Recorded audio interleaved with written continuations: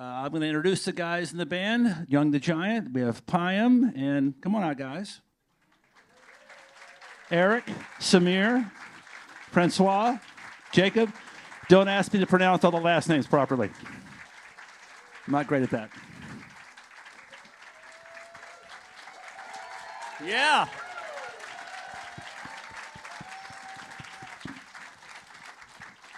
Hello. Hello.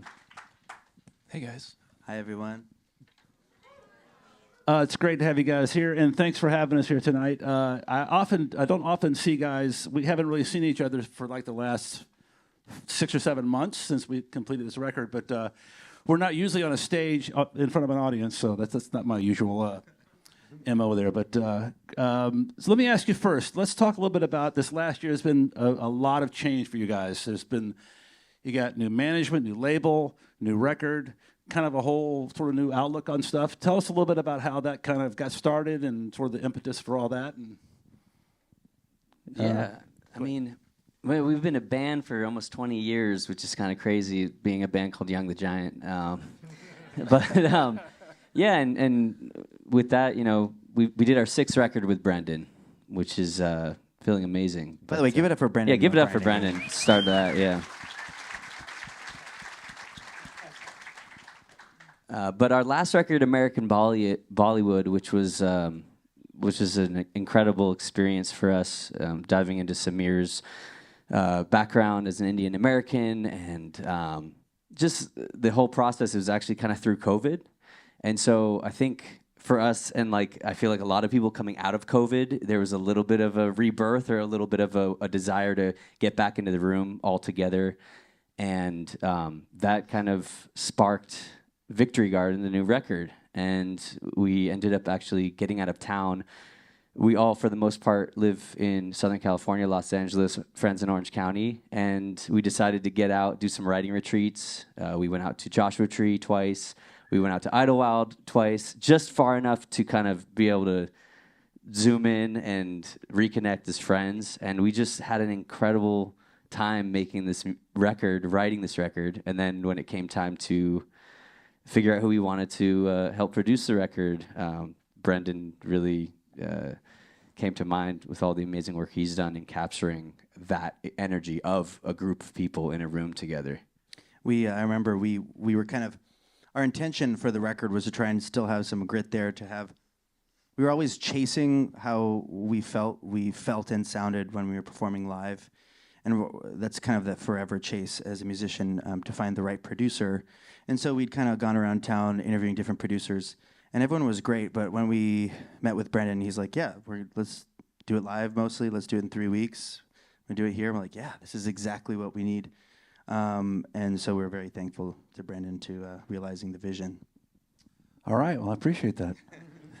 We're actually talking about a record that probably not many people have heard yet, so that's a little bit of a disadvantage to the audience there. But you're gonna like it. It's gonna be great. It's gonna be great.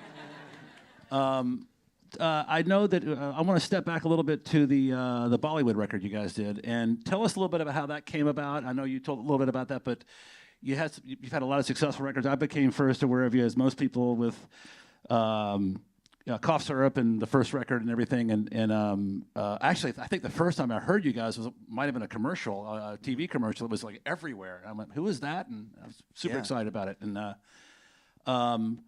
tell us a little bit about how that came about and what the thought process was there. And yeah, I mean, each record is like, for us, we think of a theory that we have on how we can improve ourselves as songwriters and human beings together. And American Bollywood, like Eric said, was kind of a product of COVID. We'd actually been working on a record, had bought a band house together in LA, and we're kind of trying to take advantage of a shared space again, because we lived in band houses, believe it or not, lived in houses and apartments together for the first few records, 19 years old, just kind of, we had the studio in Jake and Francois' bedroom.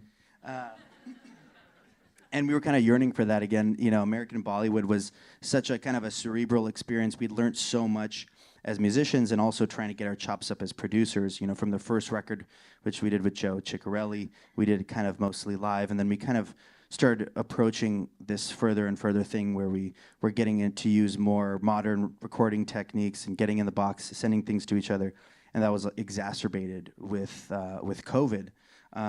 But we were very, very proud of that record as a full concept, told in 4 acts.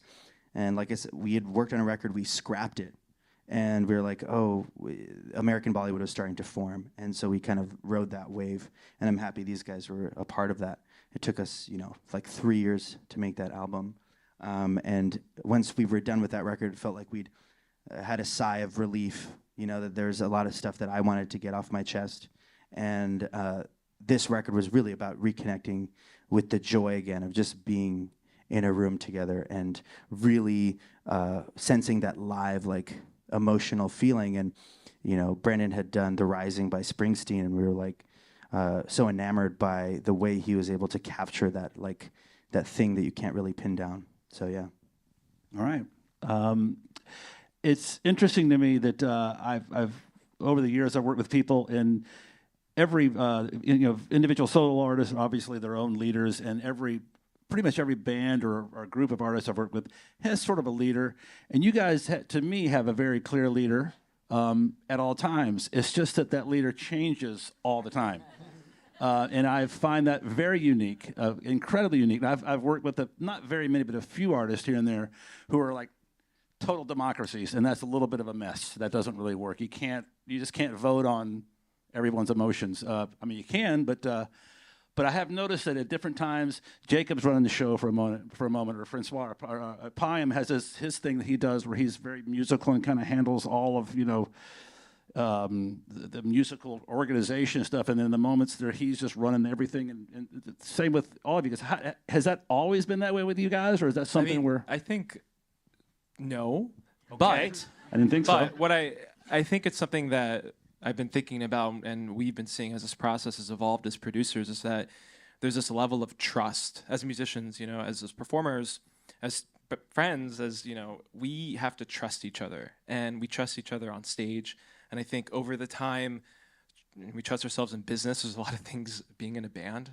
There's so many aspects. We just have to trust each other. And we all have like our co-captain roles and different things. But when we're in the studio, I think the fact that we've just, we did our 6th record together, our 6th full-length studio album, there's just this level of trust in one's abilities to produce and to play different instruments and to have ideas. And I think it's very freeing for us. And I don't know, I can just look at Eric and he just gives me a look, or he just knows that like I'm gonna do it. And he's just like, even to instill trust in ourselves. Like if I'm not sure about something, he's like, dude, you got this. And like kind of just like cheerleading one another. And you were also really great at that too, Brendan.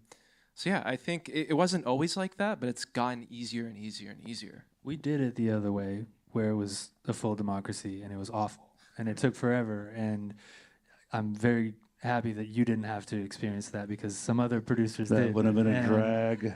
And it's just like, okay, well, I guess we'll try this 15th synth sound.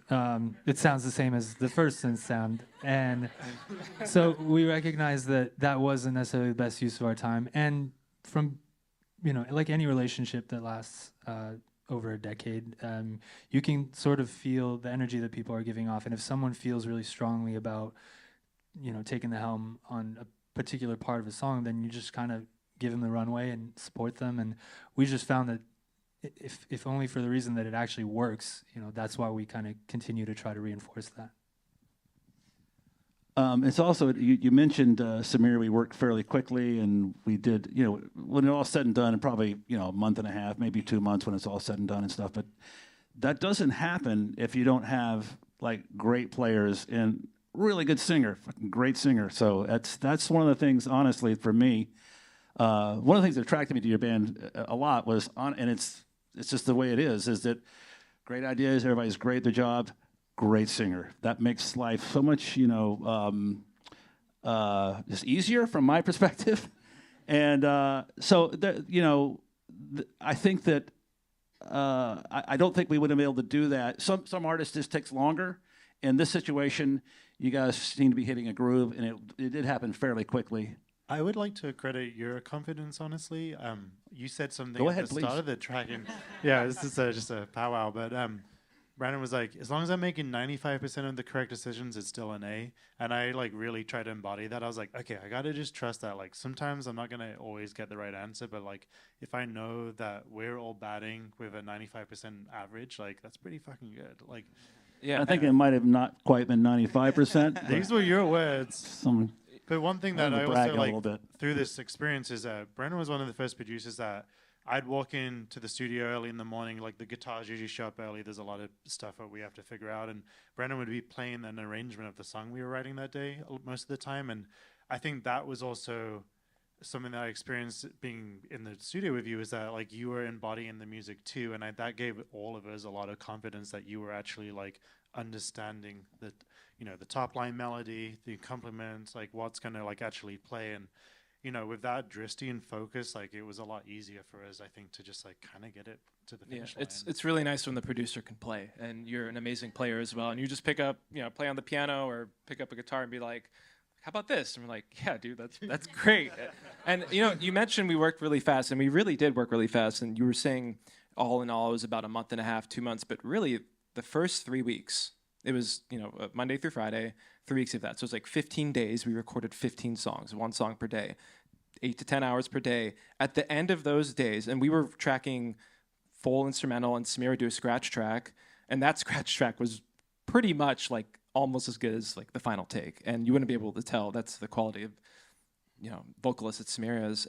But by the end of the night, Brandon would get on the board and do the board mix, and we're listening back in the control room, and I shit you not, it's 90, like what you're hearing of the songs and when the album comes out, 90% of that quality is like what we got that first day. And I had never heard someone get tones, and it's just incredible. Like that is the oldest trick in the book right there, my friend. Get them in, make it sound good right away. Or this is great. It's if you could imagine, I don't want to say it's a lost art, but I think that the reason that we were drawn to work with Brendan was that there are not that many producers, and especially I think producers kind of on the come up right now, who have so much experience working specifically with bands. And because it's a different beast. Producing a band is a different thing than producing a singular artist. And there's also a lot of it comes down to personality and like keeping the ball rolling, the momentum rolling. And even when we went into the studio, the choice of what was the first song we were going to cut in the studio was a decision that it got all of us excited, because it was a song that you know was just felt amazing to hear back that first day, and it kind of kicked off the recording. And What I think was the first song?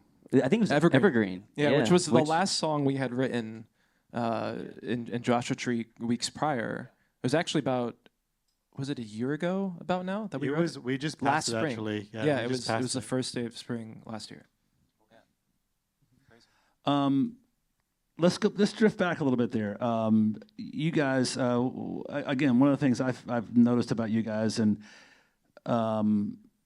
I think about this. You've touched on it a little bit, but it's sort of I think anybody could agree right now, and even a year ago when we were doing this, and when you conceive this record, everything's a little topsy-turvy in the world. A lot of turmoil, a lot of confusion, a lot of thoughts.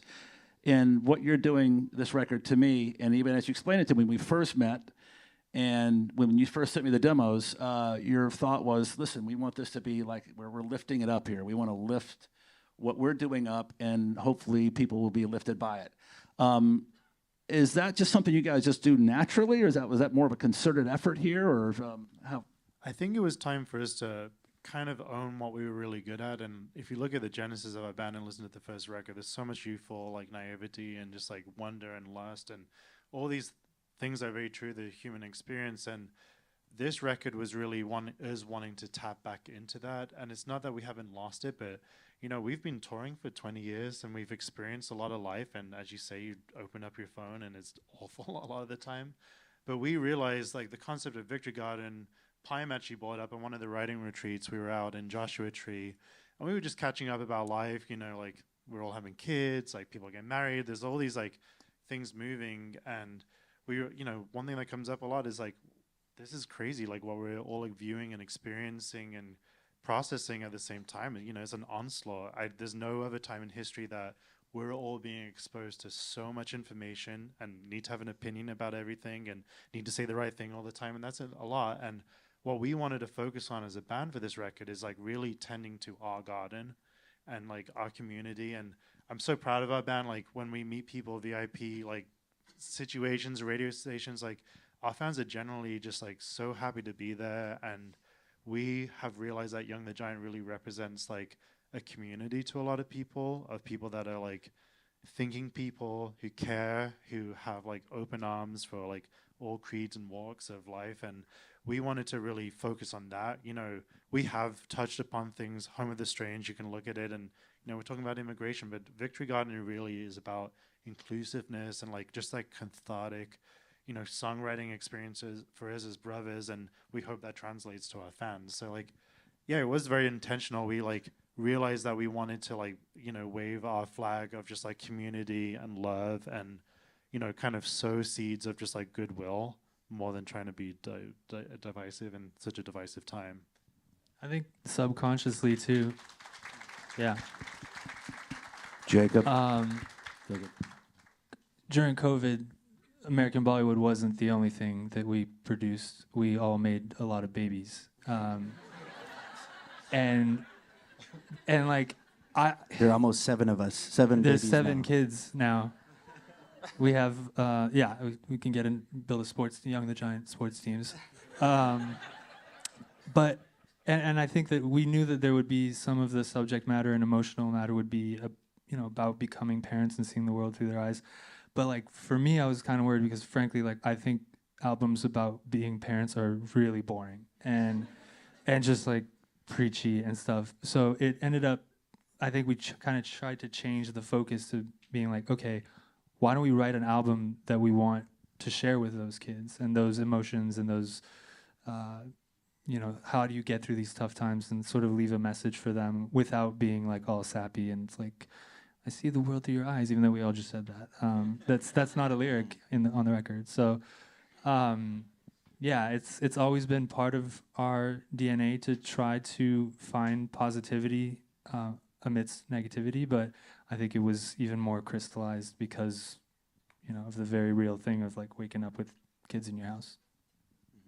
Yeah, I'd add the record. I think thematically, like lyrically, there's a lot of darkness in there.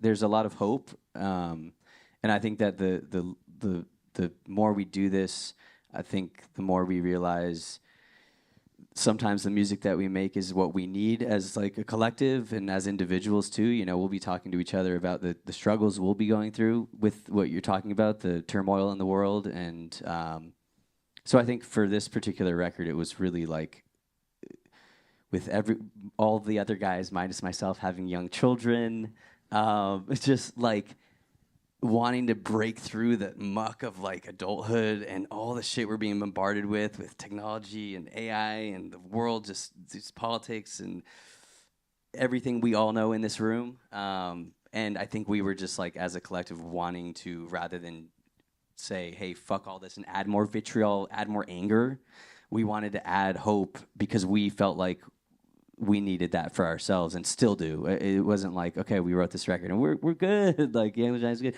It was just, it's like, we're with you. It's kind of like, we're with you. We're feeling this too. We're all feeling this too. And we want to have hope for a better future because of the children and the nieces and nephews and kids and all the things that we, want to pass on that hope. I was going to kick it to Pym because Pym actually brought the idea of Victory Garden to us, and I think he might actually like shed some color on it. Yeah, no, I mean, I think all these things are true. And what's beautiful about this too is like we all kind of have our own little interpretation of what it means to each one of us. And I think as this record comes out and you are all in the world is able to hear it, you will have your own interpretation of it.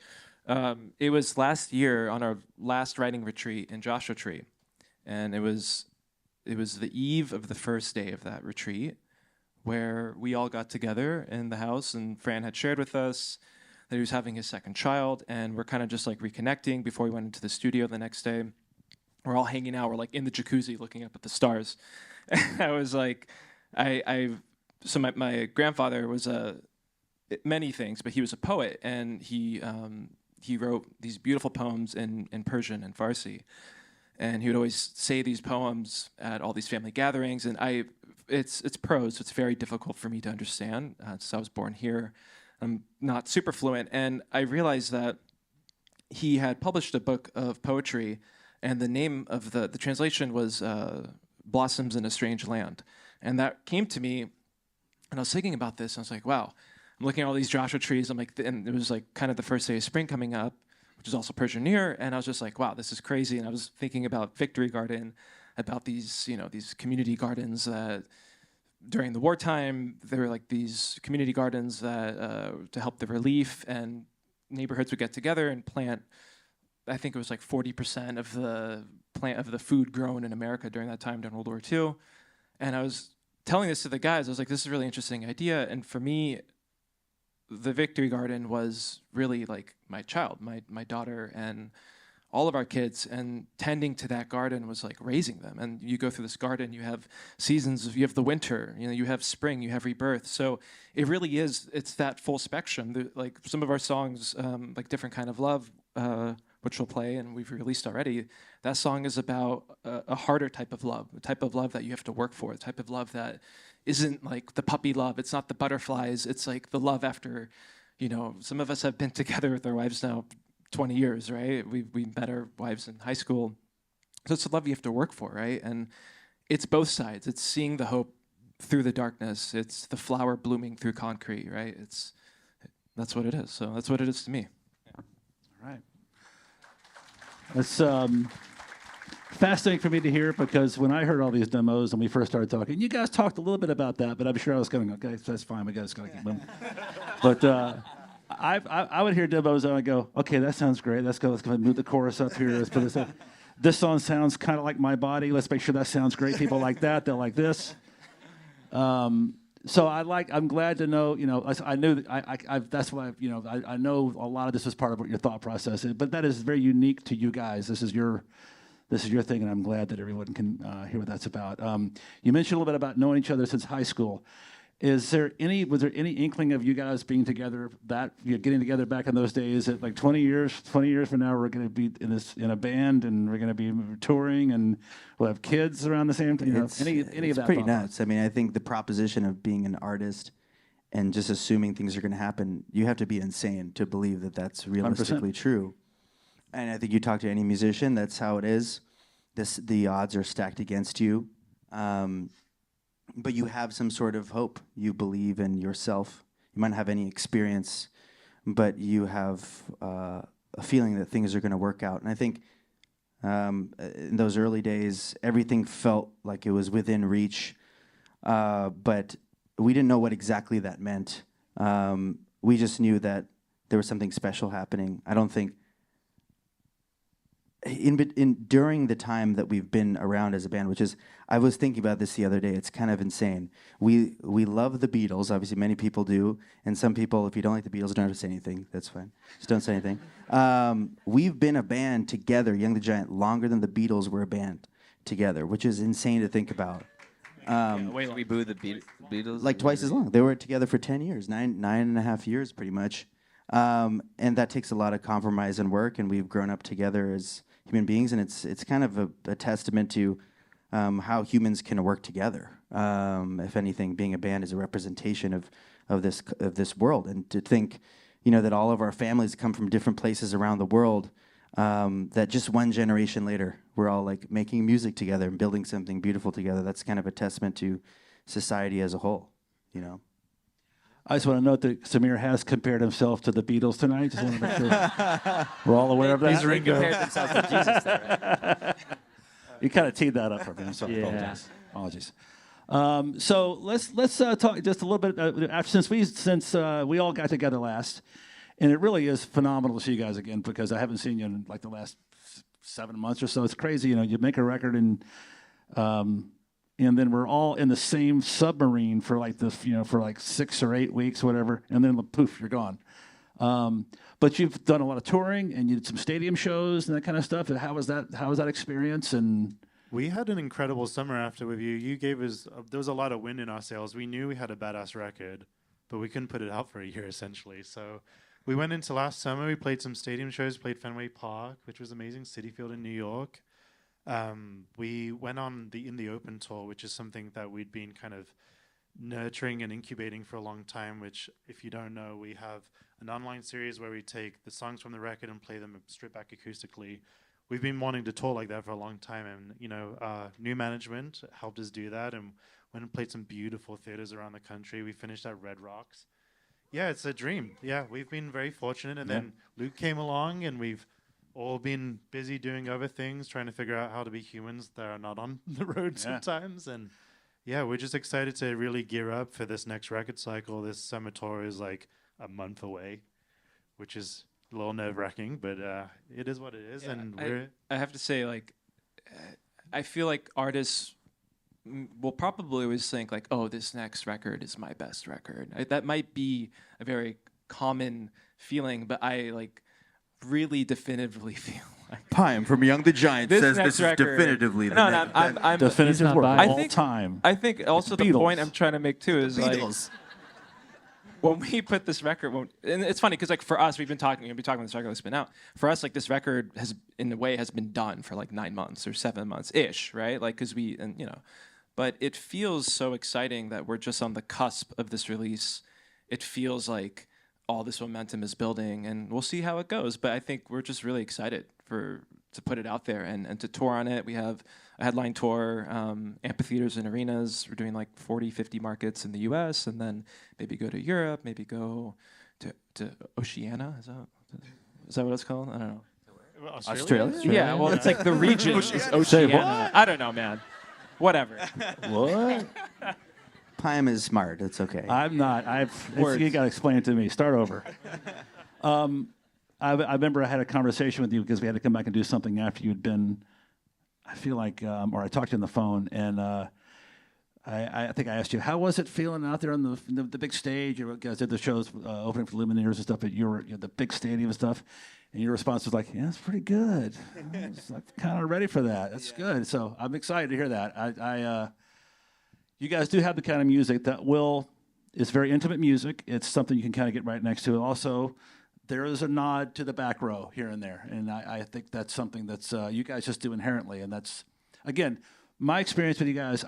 We've only known each other for a little more than a year, really, and but I did know about you before. We have a lot of mutual friends, Mikey from Incubus, and those guys were all love you guys, and I remember like this is right after your first or second record came out. Mikey said, "Hey man, you and I should make a record with Young the Giants," and I'm going, "That sounds great. How about you and I get your thing done first, and then we'll."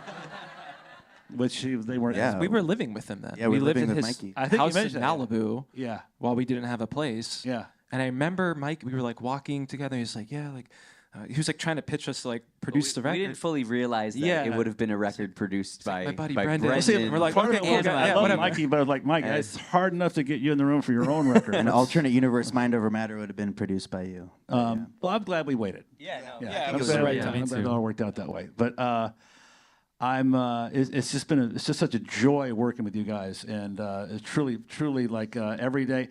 I do feel like I remember saying to you guys, look, you guys were asking about hours. Well, we're going to show up at 11 or 12, and we're going to work as hard as we can, and we'll work as late as you want. Invariably, by like 8 o'clock or 9 o'clock, everybody's like, I'm freaking beat, exhausted. Kyle, our engineer, he's there the entire time. Like I could go out of the room every now and then, everybody, but he does his job. But you guys were fabulous, and I can't wait for everyone to kind of hear. I just can't wait for you to hear it. I'm very proud of it. So I'm going to kick it to some maybe a couple of audience questions here and there. Does that make sense to everybody? Let's do it. Anybody have any questions? They can't wait to get Don't out be right shy. now. Yes. over here. I feel like someone's going to. Oh, right here. What you got there? I had a question about your troubadour shows, which we were lucky to be in one of them. How did you feel about how those went after waiting to do them for so long? I was Okay, so I'll happy. I'll repeat it Yeah, for it's him. You fine. said the Troubadour shows. How'd that feel to do those after having to wait for Yeah, so for long? context, for those who don't know, we had a 10-year anniversary of Mind Over Matter, of the first record, which was during COVID time. This was 2020, and then we had then the 10-year for the second album rolled around in 24. We were supposed to do these like really secret, intimate shows at the Troubadour one night, doing the first record, second record, back to back, front to back, and those shows were postponed about like 3 times because of ridiculous acts of God. But Wait, my child being born being That's ridiculous? an act of God. that's an act of God. Samir says no. But yeah, no, it was honestly for me, it was just like I was happy to just get it done. It But, was intense. I was It was I a lot was of work. really We worked rewarding. really hard on that. I was so nervous for those shows because we hadn't played some of those songs in 10 years, and also there's something like I'm probably more nervous playing for a crowd this size than when we opened for the Lumineers, and there's probably like, I don't know, 30,000 people. You create that separation because your brain can't actually handle how many people that is, and like I could see the people in the back row, and like now I'm really super nervous, and they turn the lights back on. But that show in particular, I mean, they were incredible. The energy was awesome. It was really fun to revisit a lot of those songs that, you know, we haven't played. But frankly, every time it kept getting pushed back, it felt like my execution date kept getting pushed back. I was like, oh shit, okay, I gotta keep practicing. Yeah, super fun. So fun. Okay, right here. What's the best advice you ever received as a band, and who gave it to you? What's the best advice you Oh, I received got as a a good band, and who gave it to you? Go ahead. So when our first ever tour, opening for an artist, we were so green. We didn't know anything. We were first of 3 for a band called Minus the Bear. And they took us out, I think literally because our label gave them money. They're like, please take this band out. And we were working on the first album at the time. Joe's like, you guys need to go off and sow your oats or whatever. And he's like, just go do this. We'll come back and make the record when you've played the record live. And so we went in. We were so, like I said, so green. We came up just in a van, and we're outside of Detroit at St. Andrews Hall, and we're just putting our stuff on the street like no one's watching it. And we must have been 20, 21, and all the guys were, you know, in their 30s, and really at first were a little cagey about us, and then they really took us under their wing. And I remember Russ from the main support act, Everest. He came to me and said, you know, you have this voice, and some people, you know, when you get out there and you get out into the world, people have opinions about your voice. But don't change your voice because someone else wants you to. Just be who you are. You have this voice. Don't try and hide behind anything, and be yourself. And I think that's great, great advice for any musician, for any band, is just to really dive into who you are. And us as a band, I think at this point, our influences are so kind of woven and subconscious into what we do. We don't go into records anymore being like, oh, we want to sound like New Order, or we want to sound like this. We're just like, we're not occupied with any of that. We want to sound like Young the Giant as much as possible. And that's, you know, obviously taking some of the influences that we have subconsciously, but really just like focusing on what we want to say and what we want to do. That same tour, I learned something. Francois I won't go into learned too much something. detail, but suffice it to say, if you're not in the headlining band, don't poop in the headlining band's dressing room. While they're in the dressing room. don't like and that. the dressing room's very small. I would think that would go for the head if you are the headliner at any time. That seems like a bad idea. Bad form. I would say this, Samir, about your advice you received. If I heard Samir and him singing, I would say, please don't change anything. That doesn't seem like that difficult advice right there, but I do appreciate that. Thank you. What else? Right here. Right here. Okay, so you guys are big on family, community, and you have your family, right? What is one thing that you would want the fans and yourself in terms of like, what's your self-care? How do you maintain your like home life and like your work and ethic, and you're making beautiful albums? How do you take care of yourself?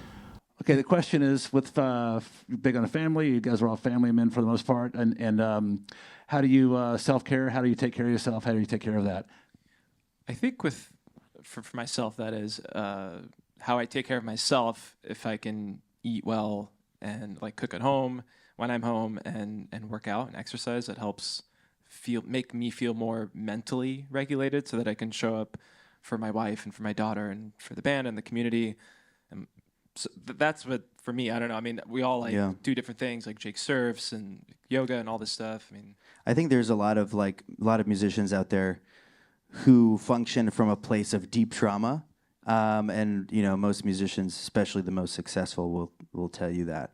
And I think, and for me personally, I was just running around, and then COVID was that moment to really be able to reflect. And it's still a journey for me on what self-care is, but in kind of this subversive way, I think having children, having a family, I realized that if I don't have anything in the tank for them, then so it was at a certain point, if I can't do it for myself, which I've learned to do for myself now, but then I should do it for them, because I'm going to be in a horrible mood if I'm going to be pissed off. Everyone's going to be pissed off at me if I'm, and I can be difficult. So, No. No Yes, comment. I think self-preservation, as the guys brought up, finding things that are sacred and for you, I guess, more than anything. Like, I love the ocean. Like, my wife will send me to the ocean when I'm misbehaving. But it's like having that boundary. She knows that, like, that's where, like, I can recenter. And that's also where I find community and purpose, There's a lot of things worth fighting for out there. But, as everyone has mentioned, pouring from an empty cup doesn't work. So, yeah. Right here. So, Samir, I've really enjoyed your point of origin feature. I became familiar with it on Sirius XM All Nation, and I wanted to know if you and the band have ever worked with any of the artists that you highlighted, or if there are plans to ever do that. The question is there any? You repeat that question. I'm not yes. sure. It was a great question. So for context, thank you very much. I have a show on SiriusXM called Point of Origin, trying to recenter the narrative of what alternative music is, what it can look like, what it can sound like. And one of the amazing things about it is these amazing artists of color, but first and foremost, amazing artists. And every month there's a feature, and they get guaranteed spins on the radio. And then if those track well, they have a chance to actually chart and actually change the face and the sound of what is playing on the radio. And I still do believe, like, now more than ever, everyone talks about how radio is dead. I do feel like it's so important, because you can get to people directly. And I've had the honor of featuring a lot of amazing artists, artists who are more established, like a Brittany Howard, Rostam who used to be in Vampire Weekend, now an amazing producer, and up-and-coming artists who have now since kind of blown up, like Dijon, Biabadoobie, the Marias. And we took out Spill Tab recently on a tour, and I think those things are always in conversation. I think as a band, we ourselves as 5 people are a collective, and bringing people into that hut can maybe be a little intense for other people. But I think we're in this space now where we're like, okay, yeah, like, let's do a feature. Why not? Let's try it. Yeah, Kenny Hoopla is coming out on tour with us this summer. And he was one of our featured. first features. He's great. I've been to ask you this earlier. Is there anything you guys are listening to right now that you're flipped out about, that you love, that's interesting, other than Young the Giant's new record coming out in about a week? The new 9 Inch Noise album is insane. It is like, it's like if 9 Inch Nails is not, a soft, cuddly band, but like, if you removed any shred of softness or cuddliness, that's what this is. It's such a cool. I didn't go to Coachella because I think my wife would divorce me if I left her with the kids for that. But I did watch that set, and I was so sad I couldn't witness it live. And then they released that album, and it's just like some of the craziest sounds I've ever heard. There's new compositions. They do like a cover, I guess, of Heresy that's just like insane. It's so good. Anybody else? Anything? I've been listening a bit to a friend's band. It's a newer band. They just put out one album, and the band is called Rio Costa, and Costa is the drummer and one of the singers, and Mike also sings, but it's just it's very, very mellow, but it's very groovy, and the drummer Costa's insane. It's very like much in the pocket kind of music, and I would say there's some Latin, there's some congas on almost every song, but yeah, great record. I think it's called Unicorn. Okay. Rules on the bus? They do go round and round. They do. They do indeed. Every day. Yes, they do. Any other questions? We got some right here in the right there. You guys mentioned that this Victory Garden kind of returns to some themes around hope and the naivete from the earlier albums. How does the sound compare to previous records?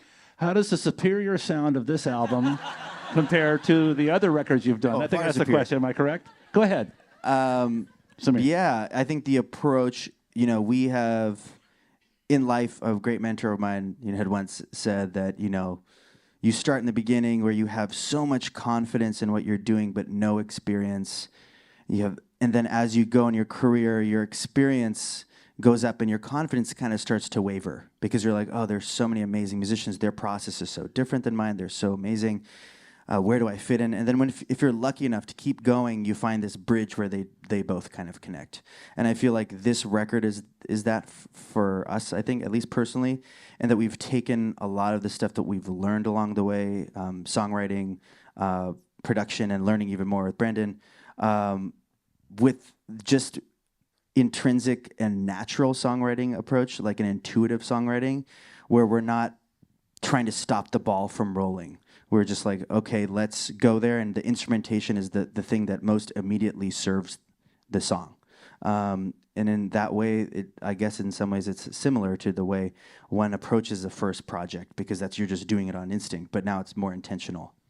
I would just say also that I'm a fan of your records, and especially the first two. I know those the most. That's where Brandon, first two records? Huh? That's sorry. I like the early. I like the other ones too. I like Bollywood and the other one. I'm sorry, but you know what I'm saying.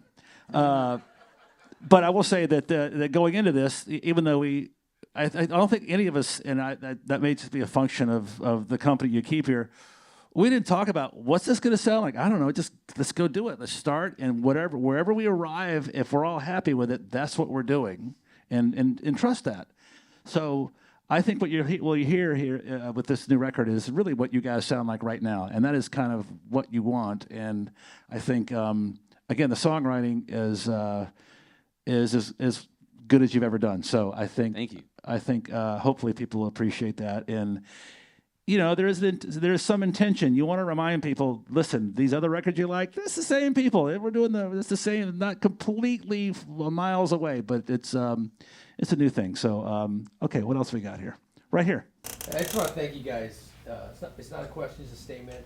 You guys have always been accessible. Been following you since the Irvine days. The Life Rolls On. Irvine. Life Rolls On, yes. The Troubadour. So I think you guys created, like, Young the Giant community. So I'm just grateful to be part of it. Thanks for.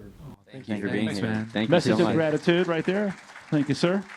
Over here, right here. How did you come up with the name, and does it mean anything? What, Young the Giant? Band's name? I'll take that one. I'll take that one. How did we come up with the names? I was going to ask that. I swear to God. It's really good, right? Well, when we were a band called the Jakes in high school, and we changed the name to Young the Giant. We were young. We were 18, 19 years old. And I'd say it was a name that once we were searching, and there's so many funny names that we came up with that, a couple good ones, a million really bad ones. And we landed on Young the Giant, and it just felt right in the moment. We thought we were being really unique by putting the in the middle, although we realized quickly that our first tour was with Minus the Bear. Then we ended up playing shows with Portugal, the Man, Foster the People, Cage Elephant. and list goes on.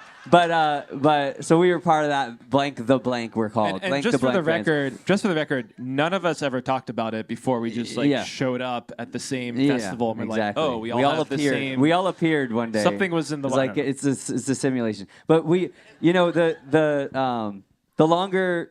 The older we get, that question gets asked a lot, and I think that, to me, and I think I don't want to speak for them, but I think really when we changed the name to Young the Giant, we felt inspired to write a music together in a certain way that felt larger than one individual of us. And as we get older, I think we've kind of reframed what Young the Giant means to us in the sense of what we're talking about with the new album. It's like we're trying to channel the beginner's mind, like the viewing the world from the eyes of a child, and it's like that's Young the Giant. That like trying to make people feel like they belong when they're at a show with us, and that we see them. That's Young the Giant, and it's like the idea that all 5 of us together are bigger than each individual one of us, and that if we put our minds to it, we can like try to spread the good feeling that we have when we're playing this music to kind of help us get through these times. You know, hopefully people feel that. So Young the Giant to us is like that feeling of like being naive, but also coming together and being a bigger, you know, the sum is greater than all parts. That's the saying. Does that make sense? Well, I see the red light is on, so we've done this. And, Did it. This has happened. Brendan, thank you so much. This has happened.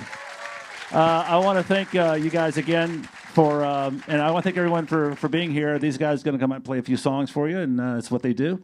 But again, what a joy to work with you guys. What a joy to be in your guys' lives. And it's an honor. Thank you guys. I'm looking forward to everyone hearing your music. Thanks, everybody. We're going to go that way, and then they'll be back. Thank you.